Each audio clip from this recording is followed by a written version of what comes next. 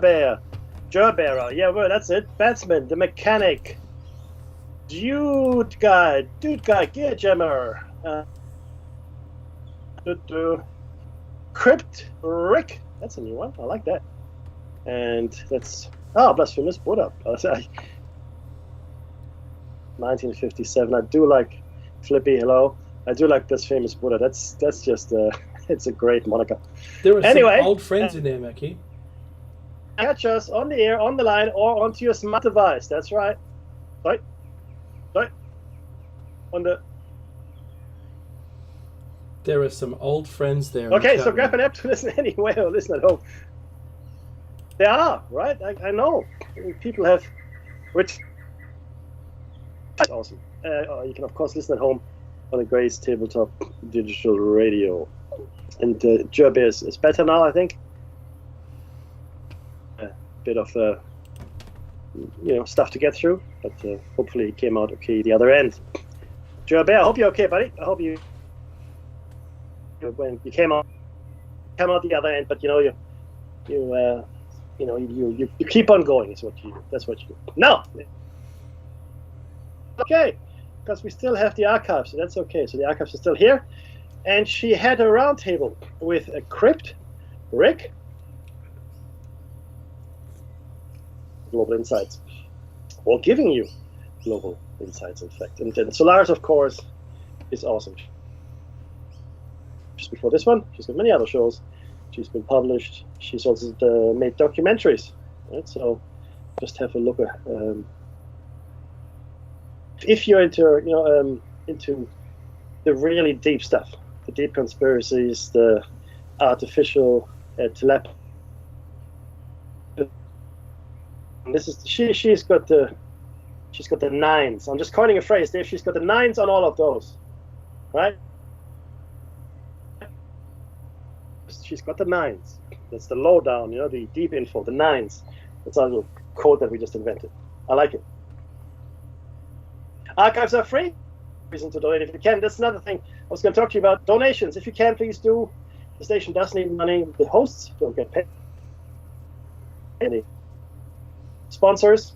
So the money is coming from the listeners. If you can, please do. If you cannot, please tell people about the station. Listen.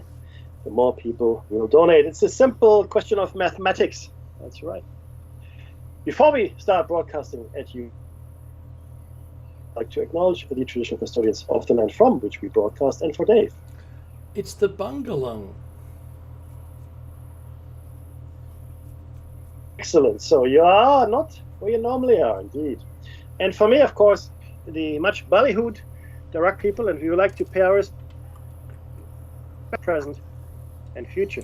Thank you for that. Dave, sorry, my friend, we haven't actually spoken in at least 2 weeks. I've been, well, not off the grid, just on a very bad grid. That's all that's yeah. But admirably, I'm sure. So does it make you feel good to be back home again with what we have in Australia? Isn't it the 23rd? Like it's the top is number 1, but we're 23rd in a list of countries in the OECD. I think with our internet. No, that's the thing. But see, that's the thing. Singapore's right up there because I spent. But and I don't know if it was the station specifically or just me. I kept. Anyway, it doesn't matter. And my phone didn't work very well. Astra, much appreciated. I can get SMSs, but I can't send anything. What's the point of having a data plan with roaming if it doesn't work? Anyway. But no, it is good to be back home because here at least I know if something goes wrong, I can just reboot the router if I have to, right? And so I can do a whole bunch of stuff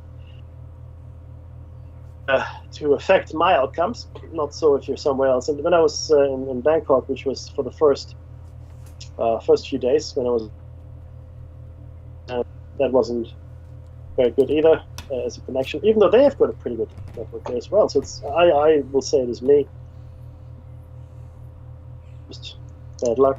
Nonetheless, there are a few things, Dave, that I came across which are so just tell you where I went. I went to something called Canalys. It's a vendor conference for suppliers and distributors in Southeast Asia. They had one in Barcelona just before that, and another one in Florida just before that one. This one I went to was held in Bangkok in the first week. And, we're all talking to each other, and AI is big. It's IT related. These are IT distributors, right? You can imagine. And there were panels and experts and CEOs and, vice presidents of this company and the other company and whatever. And asked questions through an app, so I did. And I asked a few questions. A couple got answered, which is good. But for me, because they were talking about sustainability, especially with COP28, I think it is now, just finishing, yes, or having finished. Sustainability. And they were talking about AI. And AI is actually eating more electricity than Bitcoin. Mm-hmm. Okay. So that's probably not a good idea. I asked the question, which didn't get answered. It was a two-part question. So, okay, AI, all right, I get it. We're not quite there yet, but it's okay. But what are we going to do with the 300 million people that are going to be out of work? Who's going to buy our services? And second part of the question, the half, because there were about 1,000 people in the auditorium, but what are we going to do with the 500 people that won't have a job in 3 years' time that are in this room right now? No answer to that question. I did ask a question, though, in a smaller forum, this was about sustainability in IT. And they were talking growth. Yeah, still growth. In my mind, that's an oxymoron. It makes no sense. So I asked the question. Because they all said, we can see the change, we have to do this and we have to do the other and whatnot. Like, okay. So, how? Explain to me where you see the change. Because for the last 50 years, we've been following the Harvard Business School model of unlimited growth in a finite system. But that's what we're doing. So where is that sustainable growth? And the moderator, much to her credit, goes, that's very... How? Well, yeah, how? Would this... what do we do? One answer was reuse. Another answer was just going to be smarter, or whatever that means. But they didn't want to let go, Dave. They didn't want to let go of growth. Not having growth, we have been indoctrinated to believe is a very, very bad thing, right? Mm-hmm. That growth is no longer a viable target or a viable goal. It's almost unthinkable. Well, let's think of it this way. So, if growth is the only thing in your basket that you need to repeat and tell everybody about, because that's the only way to success, which is what everyone has painted themselves into a corner to believe, and without that item in the shopping cart, Mickey, you've got nothing. That's true. That is true. You are, well, I mean, let's see, for us to speak, you have such a deep identity for us to talk about growth. What is wrong with a civilization that doesn't experience? Why can't we measure growth in this fashion? How about we look at growth as to the new year, or how many diseases we cured, or how many children lived through the little to when they're okay, or even better yet, how many people we can feed, rather than growth, economic growth. 50% is the only thing in the shopping basket. Mm-hmm. That's insane. What about happiness? I know that sounds crazy, right? But Bhutan index out there. All right, they want to measure the happiness of the citizens. What do you think, Dave? I mean, that's just nuts, right? Yeah, it is. And look, I think that's a pertinent question at exactly the right time. So, Adam Meeting talking about AI and how we're all going to lose our jobs. Well, they're not talking about it, but that's obviously what's going to happen. At some point, the human becomes irrelevant in the business. And that's okay, because that's the plan, right? I don't mind what it means. But where's the growth going to be? We've seen examples of people using AI to trade, using their own specific set of environmental variables and conditions that the person has created as a prompt. And we've seen some people become extremely successful. Of course, they've advertised that they've been successful, not telling you how they're doing it, but just, hey, you know what? If it can make decisions faster than we can, given the same information, then I think the only people that are going to end up having any growth at all are the ones that are using AI to do their business. But once everyone's using AI, you know what? That playing field levels itself back out again. Because that's what's going to happen. And where are we in this picture? Well, we're not. Where is the human face in this picture? There isn't one. The CEO is going to, if you wanted to look at the history of the CEO of the company, it's probably going to be in binary or some made-up language that the AI has discovered they could communicate with each other, and it might be as simple as your famous example, Bob. It might be an AI's name, where he calls himself, they identify as Bob.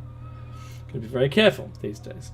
So yes, it disturbs me greatly, Becky, that in this day and age, they're still peddling the idea of this unlimited growth and what's the potential and here and that, right?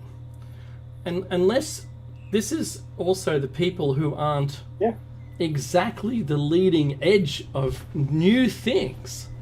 Yeah, everyone's got a little product they're working on, and R&D are doing this and they're doing that. But is it really revolutionizing what we're doing? No. There's such little revolution right now, or invention, that's changing the world. It is more about the data. Right now, we've reached the pinnacle of what can be done as far as how the data moves around. Unless, of course, you go with my idea by capturing photons and entangling them. Well, that's another story. But unless you're doing something like that, where is the innovation? No. This is my discussion, Meki, which you know of already, but with the audience is, if I'm talking to a CTO or whoever they are, right? CEO, doesn't matter. And they're going, well, what are we going to be doing in 5 years' time? I can't tell you that. We probably won't, in 5 years. 5 years is a long time in computer time. So, it might be my AI talking to your AI. Well, I don't know. Right? Good luck with that. Where a company touches the public, possibly still going in some way, shape or form, but with many fewer employees.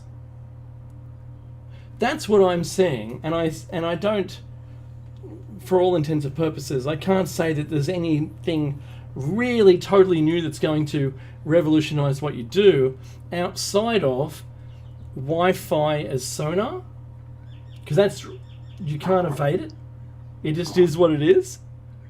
It's sonar for the air, and if you know what I'm talking about, then good for you. Hopefully you've seen the video clips of that demonstration that an AI listening to wave forms of Wi-Fi in a regular environment, that we just have super dense Wi-Fi now, everyone has it. The AI could determine, after learning what the people look like in that scene, could then, without seeing them anymore, could actually just map them in the environment. It knew what there was. 5G can do that anyway. It can map the environment, which is unique. 6G is just multiple bandwidths of 5G, so don't even think about that. And this is where I struggle, Meki. I struggle with the the concept that we're going to make any revolutionary thing in the future. And then go, what about quantum computing? Well, what about photon computing? Where it's all done by photons, and that's on the cards right now. That'll be faster again and use less energy than we're currently doing by warming up silicon. That's a huge step forward. But as far as changing stuff, no. We're kind of at the extremity of the thing we've created. It's like the mushroom is mushroomed, and what happens next? Does it get bigger? No, it dies, right? So that's kind of where we're at. Oh, and by the way, we had an X-class flare 2 days ago, or 26 hours ago, and it hit Africa, actually, like a kill shot, Meki, to Africa, of enormous amounts of X-rays. And it was lucky that we were, that whole third of the Earth, we weren't there. So, phew, that was close. That was, yeah. It's actually made. You don't believe us? It actually made the mainstream. It did make the news, yeah. The biggest solar flare pretty much ever. That's right. So it's. And it was quite brief. Look, watching it occur, it was quite brief, quite small. It wasn't a big CME, but rather, yes, it got very hot, because that's all it takes. If you had a nail that could survive the heat, then you could make it produce X-rays by just heating it up. Right. So yeah, that's all it was, and it was huge. It was absolutely huge, and lasted quite a long time. And yes, it was the first X-ray emission that we've had in this solar cycle too. So it's really important that we're not at the max yet, but it's still tracking. And I've heard conversations where people, as experts, are saying, "Well, it's weakening." No, it's actually still going up. It's actually tracing the line. When you go to the NASA websites and the SOHO website, you can see it's tracking the line of expectation, and it isn't less.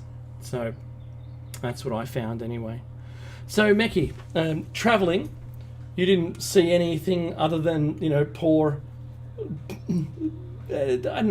poor communication with technology?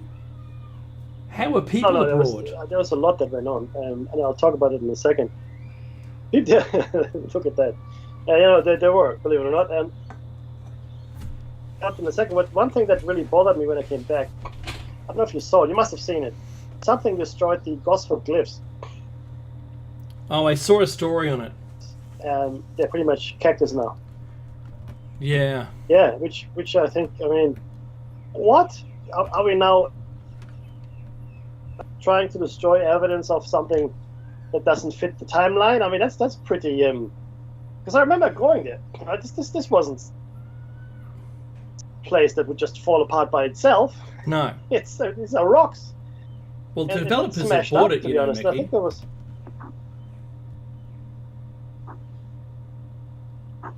So developers wanted to develop the area. Ah, okay. Because the Strongs actually hosted it. So you can't have those pesky things getting in the way.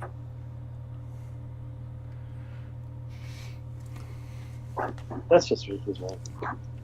That is ridiculous. Anyway, that really upset me. There, a few years ago, I shot a bit of video as well, actually, and it was pretty cool. Like, this whole site was pretty cool. A little cavern, tomb, if you will, that Dave managed to get into. I couldn't. I was too muscly. Yeah, that's it.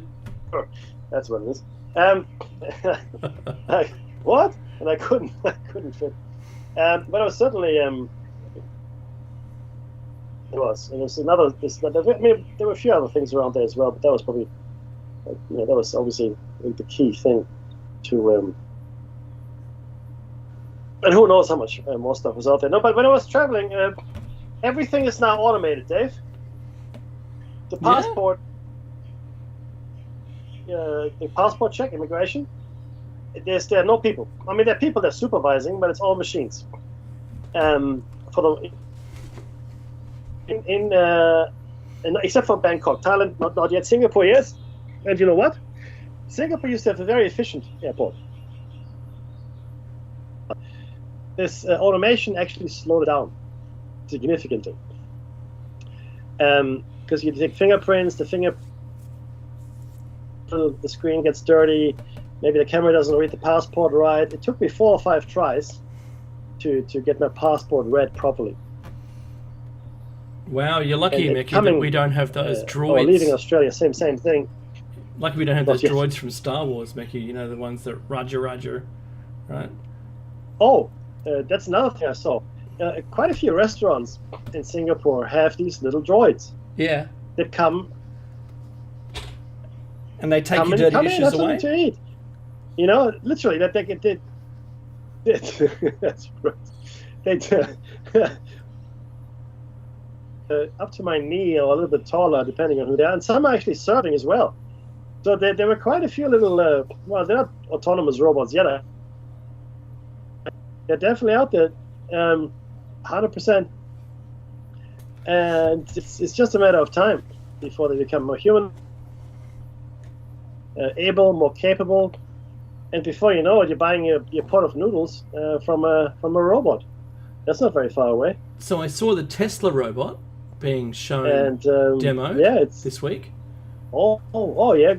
Go on. Its dexterity with its hands and movements, its shape, you could imagine it just being the next, warrior. You really could. And it was handling an egg from one hand to another. That makes sense. That's all it was doing. The dexterity is amazing. So if they made an automated car, Mackie, that can drive places, then this thing's definitely going to be a weapons platform. I'm just telling you right now. Yeah. And if you encountered one where my friend and I make a joke about this all the time, and it's, Roger, that's the kind of robots, and you tell it something, and it goes, that does not compute. And then in less than 1/10 of a second, it says, you are under arrest, because it couldn't work it out. And that was the fall through plan.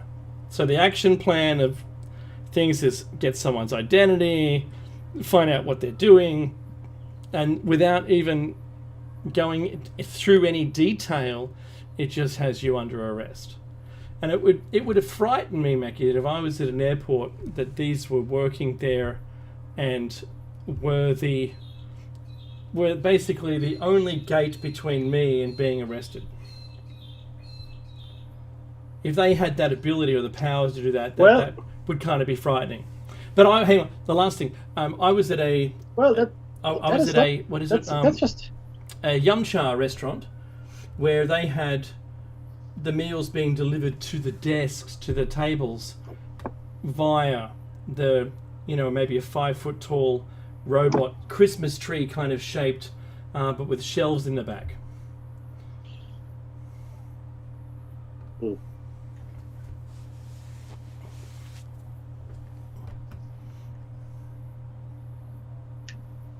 We're there. It's a hop, skip, and a jump, my friend. Mm-hmm.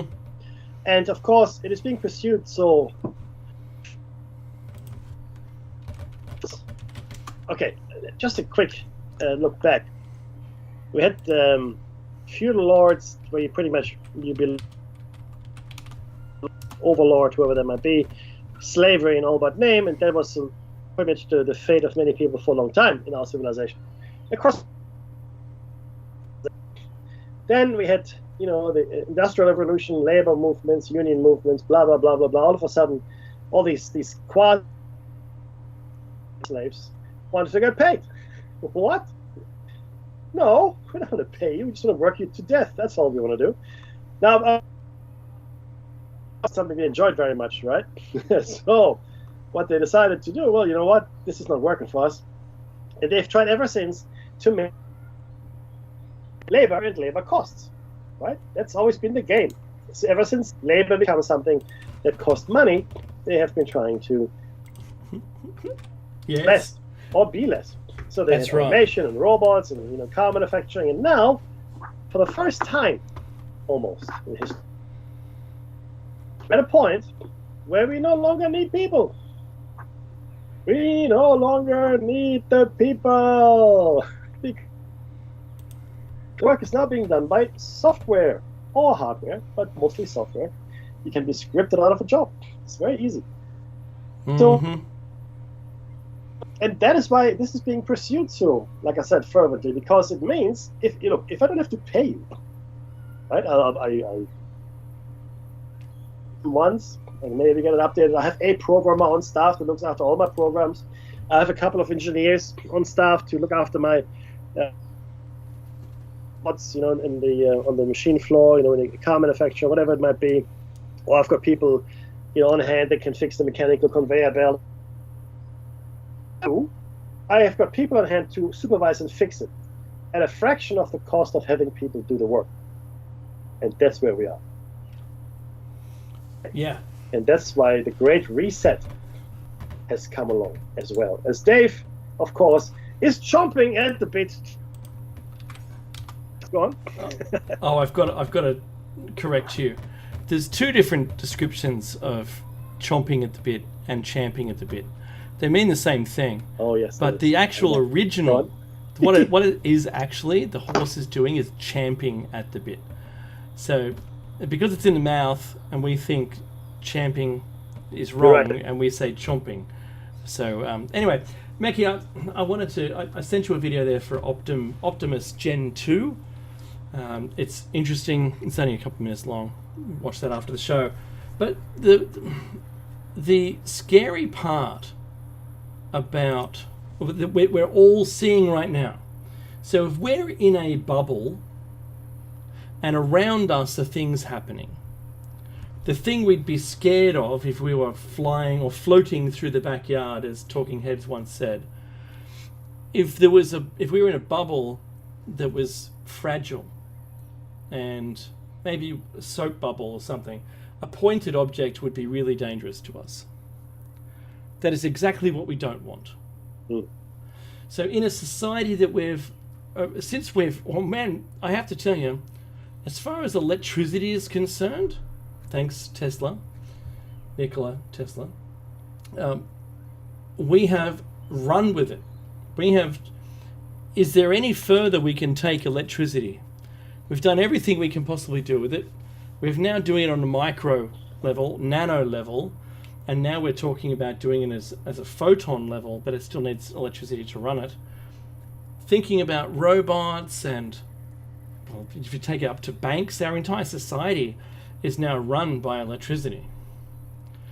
The thing that in our little bubble using electricity that I see as the most danger is an EMP. So either we've got weapons now that can destroy electrical grids and turn off electricity in unfriendly nations, unfriendly to you, by the way, or nations that are on your hate list. You could do it to them. And the other one is the sun can do it accidentally.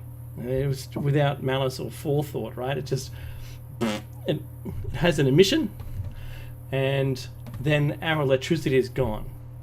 Now, some discussions this week, Becky, were about how much of the Earth would be affected by it. Now, I think that X-class flare is pretty good, but if it was a full CME, as in like the kill shot, and we're not only living our lives with electricity, but money will then be electricity. It won't be physical money.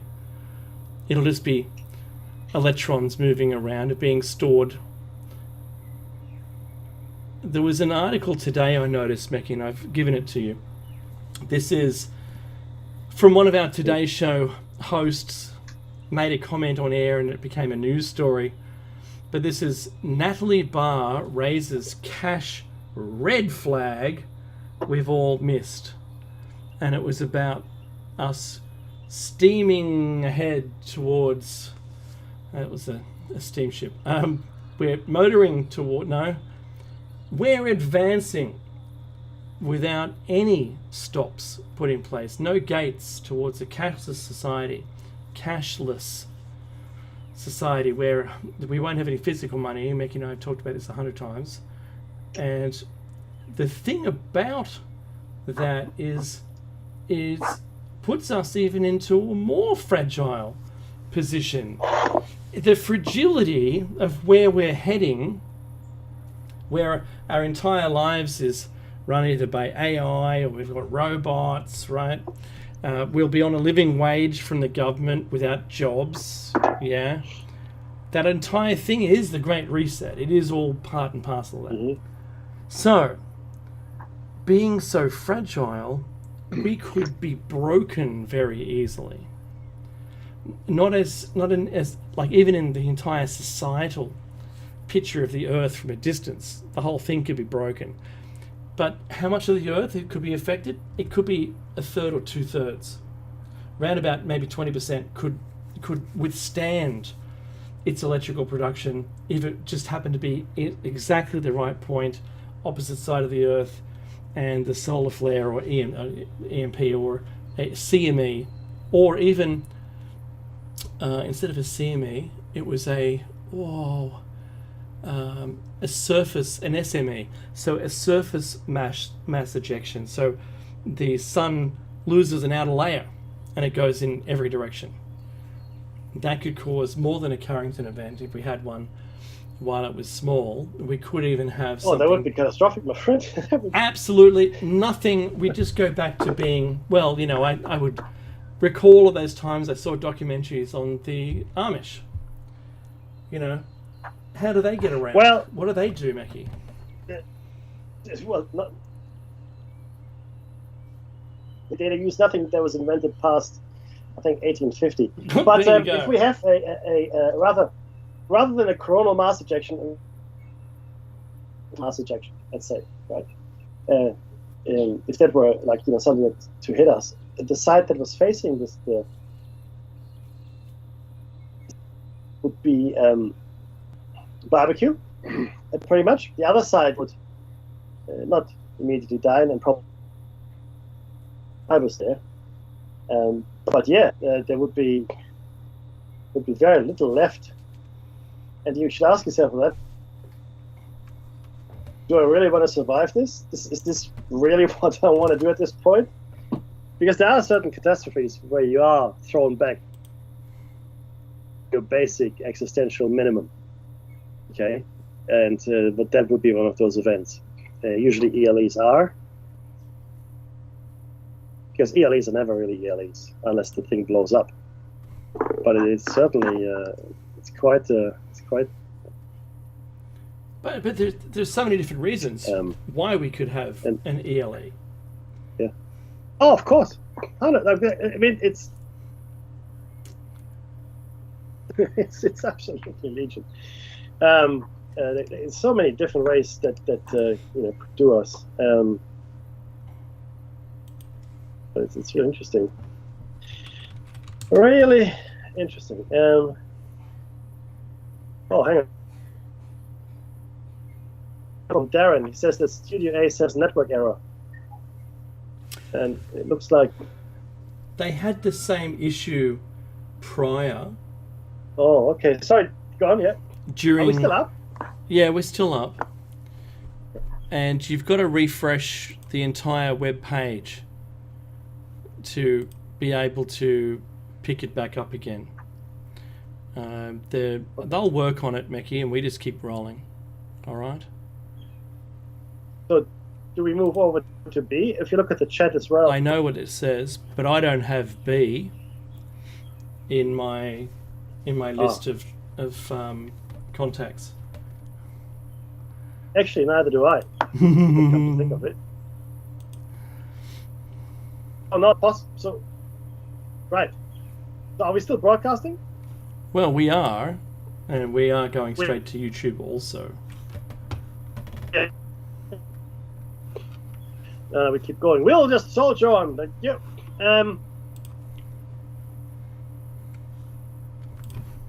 Where were we? Oh yes, ELEs. Yeah, look, it's there's so many things that can go wrong. And missed us, and everybody's saying it's only a question of when, not if. You know, when it comes to things like a meteorite or asteroid strike. That's right. You know, earthquakes. Old Faithful blowing up. There's a whole things. So far, of course, we have done rather well. We're still here. Thank you very much. And I wonder, I do ask this before, unless they wanted ELE, right, to actually happen, which I don't think they do. They do like to keep us, certainly. But I think an ELE is not in their interest. Who are they? Well, the parasites, of course. You know, the installation in Siberia, maybe even the moon itself, and other, so that the surface dwellers are survive.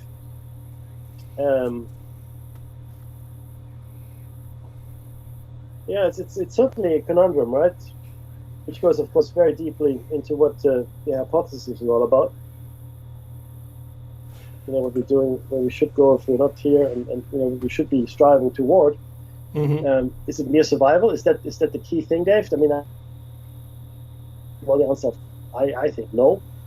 It's not the answer. Survival can never be the answer, because existing is not enough. You have to live. You have to really live to your fullest potential. Right? Otherwise, what's the... it's something that we're not allowed to do at the moment. But yeah, Dave, I don't know. It's a... There are other things that have been happening as well. When I was in Singapore, it became very clear to me, as you discussed earlier. You talked about the disappearance of cash. And yesterday, I went to a market. Oh, we've got someone calling us. Try to join to call. RRB. Yeah, but yes, that's they should okay. be calling you because I know. So they got. But if you can hit join to call, that will work. I can only answer it, which will put you on hold. I know it will. So that's not going to work. It will work, or it won't? It'll put me on hold, is what it'll do. Okay, hang on. And welcome to the Dave Show. I like it when I'm on my own. So, I know the other day there was a problem with Studio A, which I'm sure someone just needs to reboot something on the server. Is all it would really take for us to be able to get in. And I think it's not on the receipt of our information, but rather the dissemination of our information out through all of the broadcast channels. So, knowing that that's what it would be, if we had a producer that could log into the server and cause that to occur, that'd be great, or trigger it to occur. Looking forward to hearing from you so we can sort it all out. Because when I hit play, I get network error on the screen on the little player. And that's all I think that's really going on. It might still be available via TalkStream Live or another platform. Not sure. And I don't know about Mackie. What's he saying? Join conversation. You've been voided. Yeah, okay. Well, I'm going to drop this one and I'm going to keep going, but I'll join the other call. All right. So if you're the only one listening on A, go over to B, and we'll be there in a second. Let me see. Join conversation. I've got to narrate it so that you know what I'm talking about. Join call. There we go. Second. There he is. Hello, everybody. Okay, thank you. All right, I'm okay. Thanks, mate. Darren, just got us in here, my friend. Excellent. You there, Dave? Yes, I'm here. Are you there? Dave? Ah, I'm here. We're here. Everybody's here. The Shiny Cider on Studio B. Delta That's server, correct. rather. Studio B. Beautiful. Are you continuing the recording? It hasn't interrupted at all. It's not been interrupted, Mickey. Cool. Oh, perfect. So, Oh, and we are on Studio B. yes. Wonderful. Woo! Yes. Now, so as I was traveling, I went to a Christmas market in Sydney yesterday, Dave, near the Circular Quay, and I bought a couple of, and I felt compelled to say, it's cash okay, because everybody shoves the machine in my face, right? Everybody gives me the machine, tap the card, tap the card, tap the card. And same in Singapore and in Bangkok, tap the card, tap the card. I said, no, can I pay cash? And everyone goes, of course you can. Yes, we prefer cash. In Australia, for the two stalls that I went to, they both made the same joke. While you still can. That's right. Pay with cash while you. So I use a credit card if I have to, and I have to these days. Many things, but there's one that highlights, I think, the danger of a cashless society. I'll tell you what happened to me. So I get to the hotel Thursday night last week I'm flying to Singapore. Flight was delayed. I get there pretty late. My brother's already there, which is great. Lucky, my friend Phil is also there waiting with him. Right. Now at check-in, they put a hold on your car, right? For money. So you don't stay. Right? It's just what they do. But my card didn't work. It didn't work. Oh. Like, oh, geez. Tried another card, didn't work. Yeah. This kid that was serving me, I should say, this young gentleman. What would you like to do? What can I do?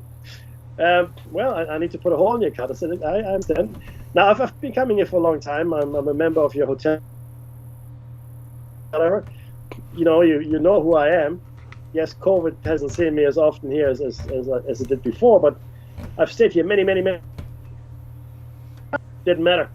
Kid didn't know me from a bar or so, right? Mm-hmm. So I go to my brother and he goes, "Oh yeah, we'll just pop it on my credit card." So the point here is this: if I had only had the one credit card and I had no friends with me, and there was something wrong with my credit card, and just last card was hacked, and I lost $8,000 US, which was reimbursed, but it was nonetheless was lost. So let's imagine this scenario. I go to and I have my credit card, and then someone hacks me just before. I lose all of my funds in my credit card, unbeknownst to me, but I don't have my brother, I don't have a friend, right? What happens to me? I've booked a hotel room, right? But they can't let me in. Will they not let me in? Who do I talk to? He can't help me. He's completely inexperienced in these matters. It's late at night. Am I going to sleep in the street? Cash. Different story. Right? Of course I can't get robbed, I get that. But the point is this: if you have a credit card, it's the only means of transaction, because that's where we're heading, right? Then what are you going to do when it doesn't work? That's a really simple scenario. So many other things. Just the fact that your credit card might not be working, what would you do? You're screwed. Hang on, what about this scenario, Mickey? Cashless society, no thank you. So what about this scenario? Yeah, okay, cool. So you've earned your social credits to be able to travel. But at some point, something in your past has come up and it cancels your social credits. The government has control of you because it has control of your money. And at some point can then prevent you access to it. It could delete you. It could do a whole bunch of things to you and prevent you from just going about your business as a punishment. Mm-hmm. It's totally within the realms of the technology. No, not even a bad actor doing it to you. It could simply be, trial by YouTube or trial by Facebook, for instance, or trial by Twitter or Insta or whatever you want to talk about. It could be something as simple as that, where you've broken the rules, just like when YouTube deletes our videos because they say that we have done something wrong, but then there's no person that says it, and it's just the way the algorithm has interpreted the words rather than what we said. A human doesn't hear the same thing that the AI has determined, or whether it is a human that disliked us and chose that. We still don't know. There is no way of knowing who did what to cause the videos to be deleted. In the same realm, you've, in this fictional scenario, you've violated community standards. And then you've no longer got access to your money. Yes. So what Dave has, that's the nightmare. Let's say you've got no cash. It's all about social credit as well, right? All that stuff. So and then not only that, the worst bit is who to complain. Who do you go to? That becomes the ultimate arbiter. Because the thing is this: if the trend continues, where everything is privatized, because Facebook is private, YouTube is private. But it's not a government entity. These are potentially the applications that will be used, certainly, and maybe even open source could help us all. But who? Because government says, well, it's not really my thing. We're just using it. It's just a platform. It sounds like Uber, Dave, and breakfast one, Airbnb, right? So they're providing a platform. But if something goes wrong, so if the flat burns down that you're in because of,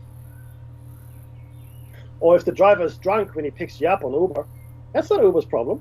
That's not Airbnb's problem. So the people that provide the social platform, maybe if it goes wrong, right?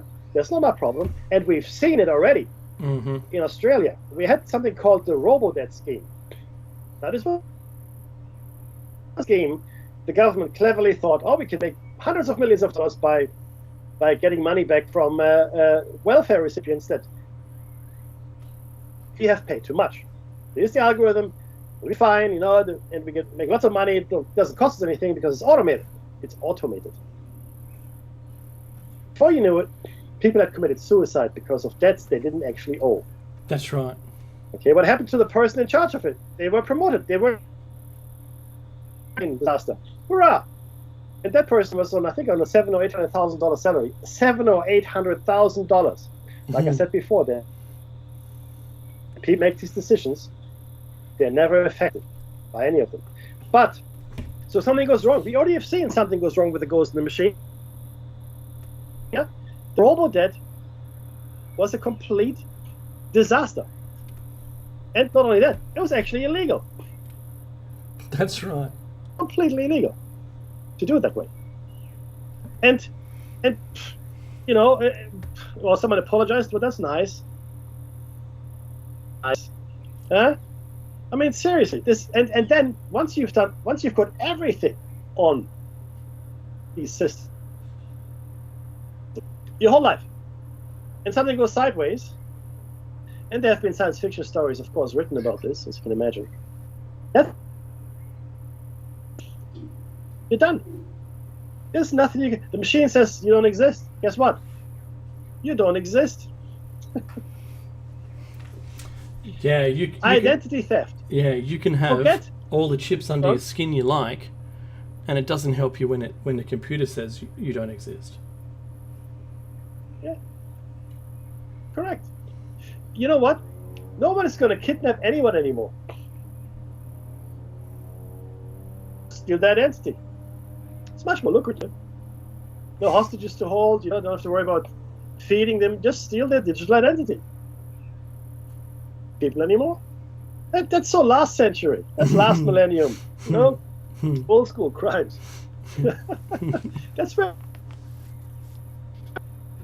this brave new world will move so fast that most people will be completely lost. And you know what it's going to be at this? After the, birth of Christianity, the Bible was written down some, 300-400 years later,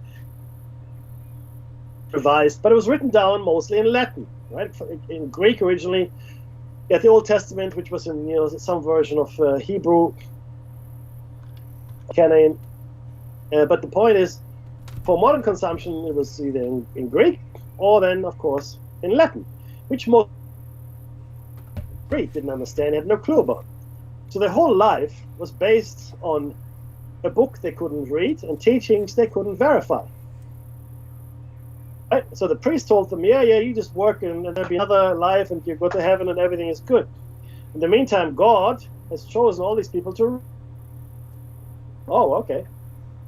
Can't verify it because I can't even read the book. We are in the same boat right now. Right now, we're exactly there. Why? Because more... Well, no idea how this whole world hangs together. All this crypto and digital this and code that. No idea. So if something goes wrong, like they have... as Dave has said, the video's removed. Okay, well, so that's it then. Yeah, that's it. Nothing you can do. Hey, if something goes wrong severely with you, I mean, who knows? Maybe they don't dispense your medication on time, or they think you died. The machine thinks, okay, it'll probably be easier for you to just die than change the code of the machine.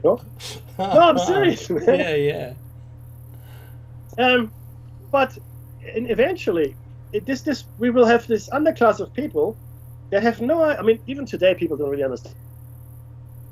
I get it, I dig it, understand, it's hard, and science is hard, but most people don't know, but this is going to get worse. So much worse, because people won't even have the interest, or maybe even the opportunity to learn about how all of this hangs together, how it works. And function in this new world. Okay, and again, it won't be everybody. It will be applicable to the people that aren't super filthy rich. Super filthy rich people, they'll be fine. Right? Either they hire all the people to do the work for them, to understand it all, or they say, you know what? Which I'm going to terraform, and you can just do whatever you want over there. But they have got options. If you don't have options, then you will be stuck. Yeah. So we've got 1 minute left, and I'll just say, you know what I mean? The people at the top who have written themselves into ruling over us, not the elected officials, they're getting less and less important as time goes on towards the Great Reset, and their version of what the greater good is. That we have less and less connection to them, and as Becky has said many times, we're the chattel. We have less and less importance, and it's their world. As long as there is someone to lord over, they're happy. If they can't wipe us all out, because then they're just going to be standing around going, well, what do we do now? I don't know, right? Because they won't have anything to do if we're not here. We are here, and we're going to just need to pull our socks up and make sure we can comply. So I think there's no way else out of it. That's the end of the first hour. And when we come back, we're going to be talking about, and I hope, the hypothesis and the epiphany. And I think it's part 14 because I skipped a week. And I'll let you know in a minute. Make you take care, everyone. See you shortly.